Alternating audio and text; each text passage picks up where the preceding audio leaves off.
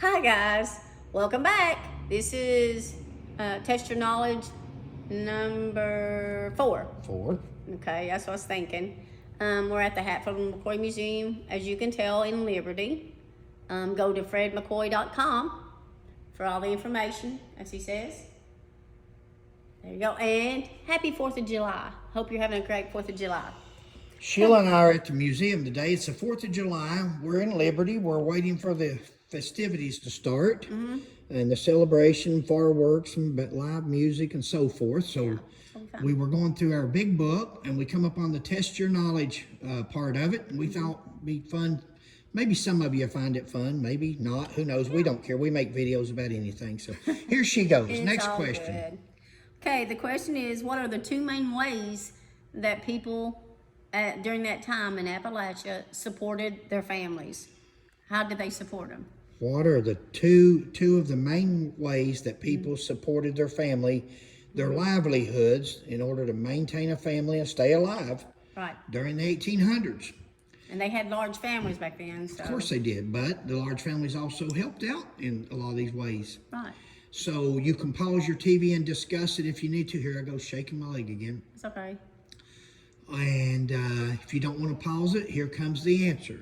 Farming and hunting. Farming and hunting. That was the 2 main ways that families maintained a family and stayed together. And of course, they had large families, so they had plenty to work in the fields and the gardens and so forth. Yeah.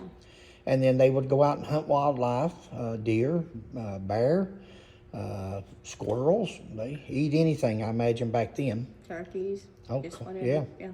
All right, next question. Okay, the next question is, how many acres did Randall McCoy own?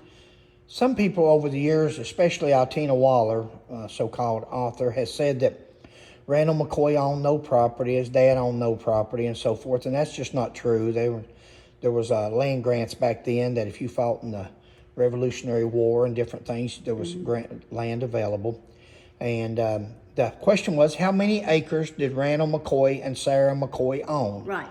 And you can pause it if you need to, but Sheila's going to give you the answer right now. 300 acres. They had at least 300 acres. At least, yeah. At least 300, and that's what Randall sold when they burnt the cabin down and he moved to Pikeville and bought the big house over in Pikeville. That is now an Italian restaurant. If you've ever go to Pike County, Kentucky, to see any of the graveyards or feuding sites, historical sites, thank you, be sure and stop by that restaurant, Chico's? Cherico's Italian restaurant. Yeah. And when you go in there, if you don't ask, you won't know, but just ask if you can go upstairs or go into the Randall McCoy home part, and they'll let you go view. They don't even charge you anything, and you can see Randall McCoy's actual house where they lived when they moved to Pikeville. It's amazing, guys. Which is pretty amazing. I mean, and you know, some people says, Altina Waller for one says Randall wasn't as prosperous as Devil Anse, and she'll laugh and giggle, of course, when she says that, which is very insulting to members of the family, because, you know, you don't have to put, my dad used to say, if you have to put somebody else down to make yourself look good, you know, you're messing up. For sure. And that's not cool. And that's what she seems to do, but yet she didn't realize that Randall McCoy was a big property owner, him and Sarah, on Blackberry Fork, and had one of the finest homes in Pikeville when they moved to Pikeville. So she's totally incorrect in her consensus on Randall and Sarah McCoy. Next question. Did we give the answer to that one? Oh, 300 acres. Yeah, you did. I'm sorry. Yeah, it's okay. It's all good. Sorry, Next guys. question. It's all good. No worries. What 2 sayings do people still say at this day and time? What's 2 of the sayings from back in the 1800s that were said that you still hear from time to time? Yeah. From time to time today? That may take you a minute. You may want to pause right here, but if you don't, we're going to give the answer now. One of them is, what in the Sam Hill's going on here? Yeah. And the other one? The real McCoy. The real McCoy. That's the real McCoy. And that's 2 of the sayings that came up during the Hatfield-McCoy feud.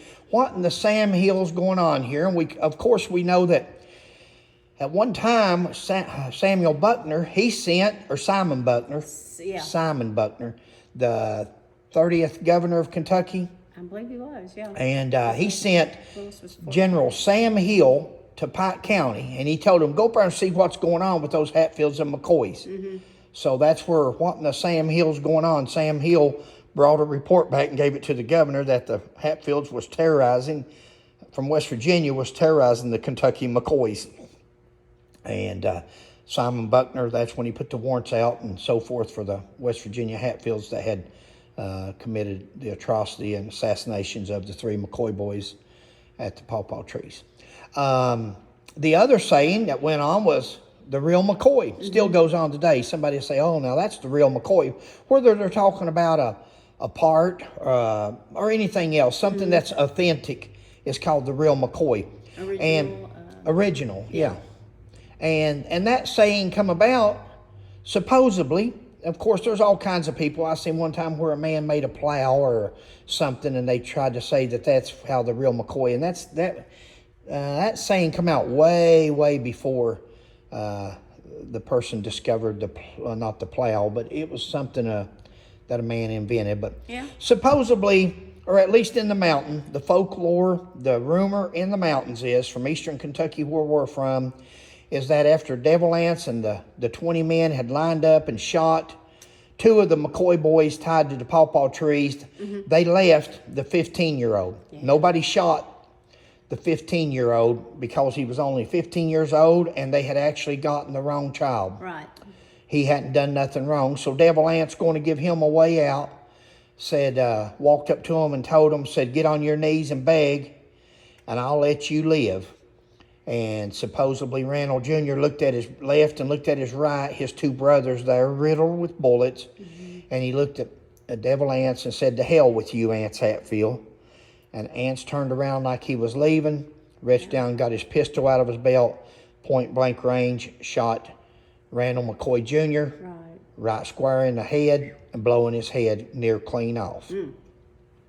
That's why when you see the 3 figures laying on the porch, that is actually from the OK Corral. That's not Randall Jr. because his head was completely gone, was the story. Now, so that's the 2 sayings. What in the Sam Hill's going on and the real McCoy. Next question. Okay, the next question is, which Hatfield was hurt while cutting down trees? Which famous Hatfield was hurt dealing with timbering? Yeah. It was dealing with timbering event. And it could also been, there's 2 stories to this. Yeah. So just to give you a way out, it could have been dealing with the even firing of a firearm. And we'll fill you in after you answer the question. You can pause it here, but Sheila's going to give you the answer. Cap, sorry. You're okay. Cap. What I was thinking of is maybe they used Blasting caps. Blasting caps for the That tree was the stunts or original. something, and that's how he. That was the original story. his eye. Years and years ago, the story was that he was blasting out with dynamite stumps out of the ground, clearing where they had timbered. Right. And a blasting cap went off prematurely and messed his eye up. Now, according to T.C. Crawford, which interviewed Cap and Devil Anse and all of them in 1888, he actually talked to them. And I would believe what T.C. Crawford said, because this man actually looked at Cap. He describes Cap eye as being milked over and having a walled eye effect. And he says that Cap, a blasting cap from a rifle, a percussion cap had gone off and messed up his eye. Yeah. And that would seem more practical with the rifle right up to your face. Closer to your eye. And so. Yeah. Next question. Okay, what was the name of Rosanna's cousin who married Johnsy? Last question. What was the name of Rosanna's first cousin that married Johnsy Hatfield? That's an easy peasy one. Everybody should know that. And you can pause it, or Sheila's going to give you the answer. Nancy.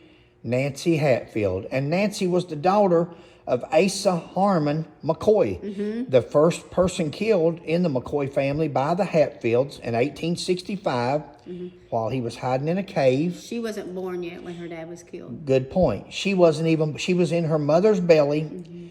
He had done come home from the war, and the mother became pregnant, Patsy, which was Perry Klein's sister. Yeah. And Nancy was born after her daddy was killed by the Hatfields and Jim Vance. Guys, that's going to conclude this segment. This was segment 4, I believe. 4. We'll have segment 5 I think. directly. Thank you. Bye. You want to say anything, Sheila? Bye.